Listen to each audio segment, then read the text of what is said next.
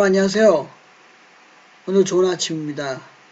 오늘은 제 93일 12월 11일입니다. 열왕기하 23장부터 역대상 6장까지 말씀을 함께 보도록 하겠습니다. 비슷한 내용이지만 다른 각도에서 제시되고 있는 하나님의 통치하심을 함께 느끼시는 귀한 하루가 되기를 주님의 이름으로 축복합니다. 유다의 역사에 있어서 마지막으로 선왕이었으며 종교개혁을 했던 요시야 왕이 죽게 되자 이제 그 이후에 유다는 혼란에 빠지게 되고 마침내 시드기야가 바벨론에 의해서 멸망을 당하게 되었습니다. 오늘은 이렇게 요시야부터 시드기야까지 말기 시대를 보게 되고 또 그 시대에 나움, 스바냐, 에레미야, 하박국이 활동을 했던 시기입니다. 선왕이었던 요시야가 어떻게 죽임을 당하게 되냐면 이 당시에는 두 강대국이 있는데 남쪽에 애굽과 동쪽에 아시리아가 있었습니다. 이 둘 사이에서 등거리 외교를 해야만 했던 요시야는 친아수르 정책을 취했습니다.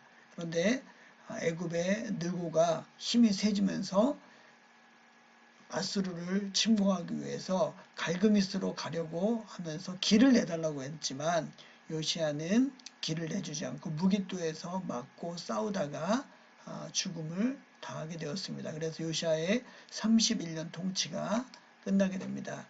요시야는 8살에 즉위해서 31년 동안 선정을 베풀었고 그 이후에 왕위를 이어받은 사람이 여호아스인데 그는 3개월 만에 왕위에서 물러나게 되고 엘리야김을 왕으로 세우는데 그래서 애굽 왕의 그런 섭정 때문에 그랬습니다.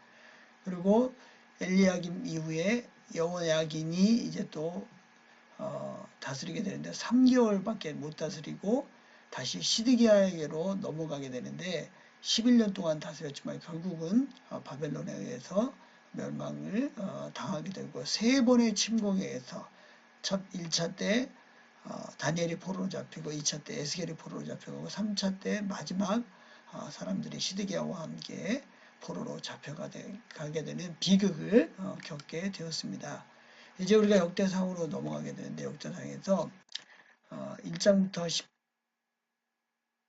19장까지는 족보가 나오는데 다윗 왕의 혈통에 대해서 나오고 이제 그 이후에부터는 이제 다윗의 통치에 대해서 다윗이 어떻게 왕위로 즉위하고 다윗이 말년까지 어떻게 다스렸는가를 잘 보여주고 있습니다. 똑같은 역사를 기록했지만 사무엘과 열왕기 그리고 역대기는 비교가 되는데 주로 연대기적이고 예언자적인 관점에서 남유다와 북이스라엘을 왕 중심으로 기록했던 역사서와는 달리 역대기서는 제사장적이고 남유다를 중심으로 통계적으로 기록했고 중심이 왕권이 아니라 성전의 격려적인 성격을 가지고 있습니다. 사무엘과 열왕기가 객관적인 역사라고 한다면 이것은 의도적으로 선택된 역사, 즉 하나님과의 관계가 어떠했는가에 따라서 평가가 내려지는 사관에 의한 역사였고 포로 후기에 이제 기록되면서 포로로 돌아온 사람들에게 그들의 얼마나 자랑스러운 하나님의 백성들인가를 보여주기를 원했습니다. 그래서 아담부터 이제 시작해서 족보를 기록하고 또 유다 지파를 설명하기 위해서 야곱에서 다윗까지 또 다윗의 후손들 그리고 이제 남방에 정착했던 유다와 시몬 그리고 요단 동편 지파 루벤 간 므낫세 지파 레위 후손들의 이야기를 기록을 했습니다. 숫자가 굉장히 많이 나오게 되죠. 1장부터 9장까지. 그래서 결국은 돌아온 사람들이 어떠한 계보에 속했으며 그들이 절대로 포로로 잡혀가서 비참한 생활하는 비천한 족속이 아니라 하나님의 선택받은 족속임을 나타내기를 원했습니다. 역대기의 조건에 X자형 구조를 갖추고 있다고 하는데 즉 가운데 보면 대제사장과 레위 자손들의 이 명단과 인물을 소개하면서 그 위에 이제 그 전에 정착했던 사람들 또 그 이후에 포로기에 돌아온 사람들의 이야기를 기록해 했습니다. 특별히 우리가 족보를 보면서 한 사람의 인물을 보게 되는데 유다 지파에 속한 야베스라는 사람인데 야베스는 형제들보다 존귀한 자였습니다.